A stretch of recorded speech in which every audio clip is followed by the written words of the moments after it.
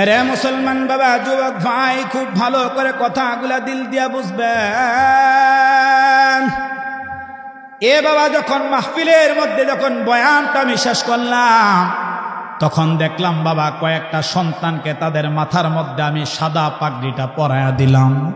বাবা সাদা পাগড়ি পরাইয়া যখন স্টেজ থেকে যখন আমি নাইমা যাব, আমি তাকায়া দেখলাম একটা ছোট্ট ছেলে দাঁড়ায় দাঁড়ায় বাবা চোখের পানি ছাইরা তারা সন্তানটা কান্না করতেছে। আমি তখন থেকে প্রশ্ন করলাম, বাবা সবাই তো আজকে আনন্দ করতেছে, আরে সবাই তো আজকে বড় উল্লাস করতেছে, সবাই তো অনেক খুশির মধ্যে আছে, ব্যাপার কি বাবা?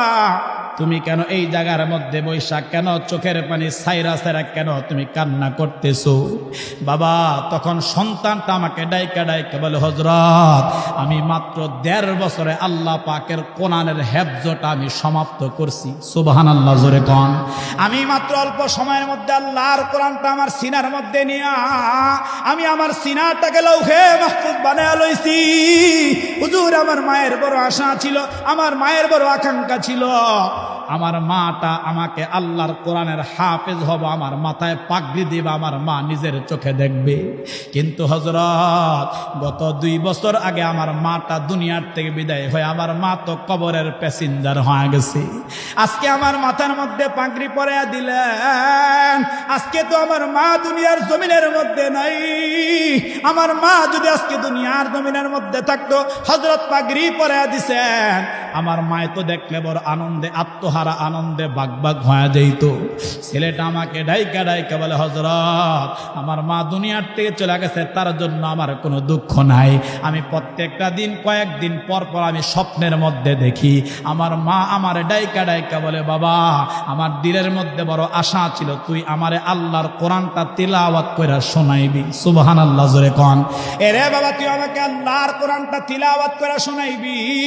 আমি দুনিয়ার থেকে চলে গেছি, আমি আল্লাহর জিম্মাতে চলে গেলাম। এরে আমার বাবা, আমার সন্তান শোনা, আমার কবরের পাশে দাঁড়ায় দাঁড়ায় একটু আল্লাহর কালামটা তেলাওয়াত কইরো। এরে মুসলমান বাবা, এই জন্য আমরা আপনাদের হাতের মধ্যে আপনাদের পায়ের মধ্যে দৈরা দৈরা বলি, বাবা একটা সন্তানকে আল্লাহ পাকের কোরআনের হাফেজ বানায় নেন, একটা সন্তানকে বাবা আলেম বানায় নেন। এরে মুসলমান বাবা, কিয়ামতের ময়দানে আল্লাহর পয়গম্বর আলাইহির রহমাত নবী আলাইহিস সালাতু ওয়াস সালাম আমাদেরকে জানায়া দিয়েছেন, এরে মুসলমান বাবা হাদিসের মধ্যে আসছে, যদি একটা সন্তান কোরআনের হাফেজ হয়, একটা সন্তান যদি বাবা কোরআনের আলেম হয়, আল্লাহর পয়গম্বর আলাইহিস সালাতু ওয়াস সালাম বলেন, ফাআহাল্লা হালালাহু ওয়া হাররামা হারামা আদখালাহুল্লাহুল জান্নাহ ওয়া শাফাআহু ফি আশারাতিন মিন আহলি বাইতিহি কুল্লুহুম ক্বাদ ওয়াজাবাত লাহুন নার। এরে মুসলমান যুবক ভাই, এখনো যারা বিয়ে করো নাই নিয়ত করো, যারা বিয়ে করছো নিয়ত করো, সন্তান যাদের হইতে তারাও নিয়ত করো। একটা সন্তানকে যদি বাবা কোরআনের হাফেজ বানাও, একটা মেয়েকে যদি কোরআনের হাফেজা বানাও, যদি বাবা আহাল্লা হালালাহু কোরআনের হালালকে হালাল যাই না যদি আমল করে, কোরআনের হারামকে হারাম যাই না যদি তারা বর্জন করে, আমার মুসলমান বাবা ওই সন্তানটা তার বংশের, ওই সন্তানটা তার পরিবার, তার ফ্যামিলির, ওই কিয়ামতের ময়দানে বাবা এমন 10 জন মানুষ যাদের জন্য জাহান্নাম ওয়াজিব হয়ে গেছে, এমন 10 জন মানুষকে আল্লাহর সামনে থেকে সুপারিশ করে আল্লাহর বেহেশতের মালিক বানায়া দিবে। সুবহান। আমি 3 বছর আগে একটা মাহফিলে গিয়েছিলাম নেত্রকোনা পিজহাতি এলাকার মধ্যে। আমি একটা মাদ্রাসার মধ্যে আখিরি বয়ান করেছি। এরে মুসলমান, শুধু বুঝানোর জন্য বলছি, সন্তানটা আপনার জন্য রহমত, আবার সন্তানটা কিন্তু আপনার জন্য গজবেরও কারণ হইতে পারে। এই জন্য বাবা আমরা সবাই কিন্তু এটা চাই আমার সন্তানটা কোরআনওয়ালা হোক, আমরা সবাই এটা চাই আমার সন্তান কোরআনের আলেম হোক, আমার সন্তান রাসূলুল্লাহর হাদিসের আলেম হোক। আমরা সবাই এটা কিন্তু পছন্দ করি, সবাই কিন্তু এটা চাই যে আমি মরে গেলে আমার সন্তানটা আমার কবরের পাশে দাঁড়ায় দাঁড়ায় আল্লাহর কোরআন তেলাওয়াত করুক। এটা আমরা সবাই চাই যে আমার সন্তান আমার কবরের পাশে দাঁড়ায়া এরকম কোরআন তেলাওয়াত করুক, আমার সন্তান এটা করুক। বলে এটা আমরা সবাই চাই কি চাই না? বলে এটা চাই না সবাই? আমার মুসলমান ভাই, যুবক, খুব ভালো করে বুঝো কথা। এ মধ্যবয়স্ক বন্ধু, ভালো করে বুঝো কথা। আমরা এটাও চাই যে আমরা যখন এরকম ভাবে মৃত্যুর সময় ঘনায়া যাবে, আমাদের সাকারাত আরম্ভ হয়ে যাবে, এটা আমরাও চাই যে আমার মৃত্যুর সময় যখন শয়তান চতুর্দিক থেকে আমাদেরকে ধোঁকা দিতে আরম্ভ করবে, আমাদের ঈমানকে হরণ করার জন্য, ধ্বংস করার জন্য, আমাদেরকে জাহান্নামী বানানোর জন্য শয়তান যখন চতুর্দিক থেকে আমাদেরকে ধোঁকা দিতে থাকবে, ওয়াসওয়াসা দিতে থাকবে, তখন যদি আমার সন্তানটা আমার মাথার কাছে বৈশা, আমার সন্তানটা কোরআনুল কারীমটা হাতে নিয়ে যদি আল্লাহর কোরআন সূরা ইয়াসিনটা তিলাওয়াত করে, রাসূল হাদিসে বলেছেন আমার ভাই, তিলাওয়াতের দ্বারা ওই মরদুদ শয়তান এরকম ভাবে বিতাড়িত হয়ে যাবে, তখন ঈমান নিয়ে মৃত্যুবরণ করার একটা আশঙ্কা আছে। সুবহানাল্লাহ, জোরে কর। বলেন, এটা আমরা সবাই চাই কি চাই না যে আমার সন্তান কোরআন পড়ে? তো আমি 3 বছর আগে বারবার এই কথাটা আমার দিলে আসে, বারবার এই কথাটা আমার দিলে আসে।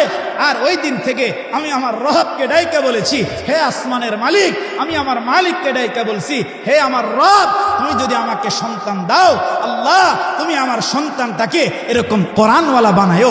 আমার এই সন্তানটা যেন আমি মইরা গেল, আমার সন্তানটা আমার কোরআন, আমার কবরের পাশে দাঁড়ায়া দাঁড়ায়া, আমার কবরের পাশে বৈশা বৈশা আমার সন্তান। হায়, তাহলে লাভটা কি দেখ? আমাদের তো এটা খেয়াল আসে না, আমাদের তো এটা চিন্তা আসে না যে আমার সন্তানকে কোরআন পড়াবো, আমার সন্তানকে আলেম বানাবো। আরে আমাদের চিন্তা সন্তানকে ব্যারিস্টার বানাবো, সন্তানকে জজ বানাবো, উকিল বানাবো, ইঞ্জিনিয়ার বানাবো, ডক্টর বানাবো, পাইলট বানাবো, এরকম বড় বড় আশা থাকে। আমার মুসলমান ভাই, এরকম আশা করেন, আমরা নিষেধ করি না। ওই যে শুরুতে বলছি, ইঞ্জিনিয়ার হলে সে চুরি করবে না, ইঞ্জিনিয়ার হলে সে ডাকাতি করবে না, ডাক্তার হলে সে কসাই হবে না। আপনি যদি প্রাথমিক অবস্থায় কোরআন তাকে শিখান, আল্লাহর জাতের কসম, এই সন্তান কখনো কোনোদিন কোরআন স্বীকার করে, তার দিলে কবরের ভয় আসবে, হাসরের ভয় আসবে, জান্নাতের আশা আসবে, জাহান্নামের ভয় আসবে, তার দ্বারা কখনো কোনো অপরাধ সংগঠিত হবে না, তার দ্বারা কখনো কোনো অপরাধ সংগঠিত হবে না। এই জন্য আমার মুসলমান ভাই, আমাদের একটা আশা আছে, আমাদের একটা আশা আছে। এখন তো আজকে আমরা যারা কোরআন শিখছি, আমরা যারা হাদিস শিখছি, আমরা যারা নবী আলাইহির রহমা, নবী আলাইহিস সালাতু ওয়াস সালামের কথা বলি, আল্লাহর পয়গম্বরের নায়েব হয়ে মানুষের কাছে কথাগুলো বারবার পৌঁছে দেই, কোরআনের কথা বলি, ইসলামের তাহজিব তামাদ্দুন নিয়ে কথা বলি। আমার ভাই, আমাদের রাষ্ট্রের কিছু অসাধু রাজনীতিবিদ তারা এখন আমাদেরকে মৌলবাদ বলে তারা গালি দেয়, আমাদেরকে তারা মৌলবাদ বলে গালি দেয়। আমার ভাই, এই গালি ওলামায়ে কেরাম বহুদিন আগ থেকে শুনতেছে। তোমরা আমাদেরকে যতই গালি দাও না কেন, কিন্তু কোনো আলেম টেন্ডারবাজি করে নাই, কোনো আলেম কখনো বাবা সন্ত্রাসী করে নাই, কোনো আলেম কখনো জনগণের রাষ্ট্র থেকে জনগণের সম্পদ চুরি করে নাই, কোনো আলেম কখনো কাউকে এরকম আঘাত করে নাই, কোনো আলেম কোনো দিন তার দ্বারা কোনো অপরাধ সংঘটিত হয় নাই। তবে হ্যাঁ, আমাদের একটা স্বপ্ন আছে, আমাদের একটা চিন্তা আছে, আমাদের একটা চেতনা আছে, আমাদের দিলের একটা তামান্না আছে। আমরা তো এতটুকু বয়সে অনেক কিছু আমাদের এই ছোট্ট ভূখণ্ড এই বাংলাদেশের মধ্যে দেখেছি, বহুত ক্ষমতার রদ বদল হয়েছে, তাও দেখেছি। তবে একটা স্বপ্ন আমাদের আছে, একটা জিনিস আমরা দেখতে চাই, আর সেটা হলো আমাদের এই ছোট্ট ভূখণ্ড, আমাদের এই বাংলাদেশটা আল্লাহর কোরআন দিয়ে পরিচালিত হবে। এটা আমরা দেখতে চাই, এটা আমাদের আশা। কেন? আমি গতকালকে জুমার ভিতরে আমি আমার মসজিদের মধ্যে বলেছি, যদি কোরআন দিয়া রাষ্ট্র পরিচালনা হয়, যদি কোরআন দিয়া দেশ পরিচালনা হয়, তবে আল্লাহর কসম করে বলবো, এই দেশে কখনো কোনো দুর্নীতিবাজ থাকবে না, এই দেশে কখনো কোনো টেন্ডারবাজ থাকবে না, এই দেশে কখনো খুন থাকবে না, দর্শন থাকবে না, হানাহানি থাকবে না, মারামারি থাকবে না, কাটাকাটি থাকবে না। একটা নারী তার সম্ভ্রম নিয়া, তার ইজ্জত নিয়া রাস্তায় নিরাপদে এখন হাঁটতে পারে না। কোরআন দিয়া দেশ পরিচালনা হলে, কোরআনের আইন বাস্তবায়ন হলে, নারী নিরাপদে তার বাড়ি থেকে বের হবে, আবার নিরাপদে তার বাড়ির মধ্যে প্রবেশ করবে।